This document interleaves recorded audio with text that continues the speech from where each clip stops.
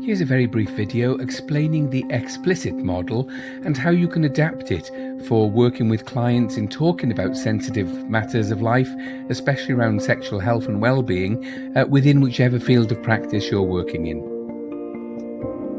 Back in the 1970s, an American sexologist called J. Anon designed a model for psychosexual counselling called the PLISSIT model. This stands for permission, as in permission giving, limited information, specific suggestions, and intensive therapy. I'll explore each one of those as we move through these slides. The PLISSIT model is clearly client-focused. It explores ways of giving the client permission to talk about sexual matters, maybe offering them limited information or making specific suggestions to them, and then referring them on when you reach the boundaries of your level of competence. So referring them on for intensive therapy to somebody else. As with so many models designed in various stages, however, too many people read J. Anon's work once and then thought it must be a linear process, starting with permission giving once and moving through all the other steps until they referred the client on elsewhere. So Taylor and Davis back in 2006 reconceptualized this whole model, putting the PLISSIT element at the core of their new design.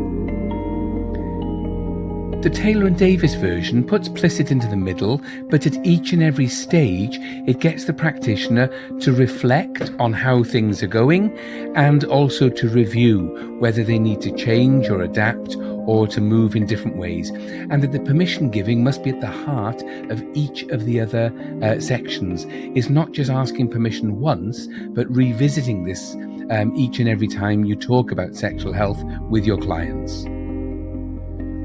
So with the Taylor and Davis adaptation of PLISSIT, they put permission giving right at the core, so that each and every time you're dealing with new issues around sexual health or going deeper into sexual health discussions with your clients, you need to revisit the permission giving, because you may have permission to talk about it originally with them, but if you start getting into deeper stuff, don't just assume you can just necessarily carry on.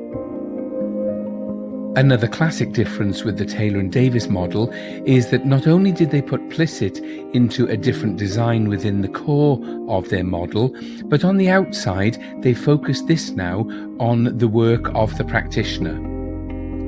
Here you can clearly see the benefits of the Taylor and Davis adaptation by exploring dimensions which affect us as practitioners. So first of all, exploring our own self-awareness around whatever it is that we're discussing with our clients, how we feel about the different issues they mention, whether we're bringing any baggage with us. And that's obviously part of reflection, which means we need to reflect in practice as well as on practice afterwards. The reflection also leads into our review, so we can be reviewing the session with the client as we're actually going along and considering whether we need to bring in different dimensions, to talk about other things, to back off even. So we must review to see how well we're doing as the session develops.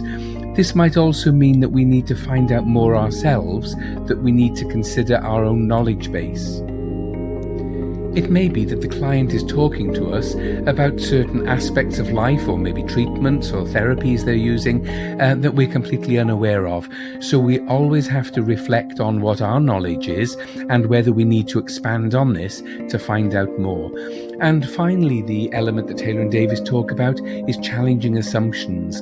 And that's not just in ourselves, but it could be challenging assumptions from our client's point of view and our services.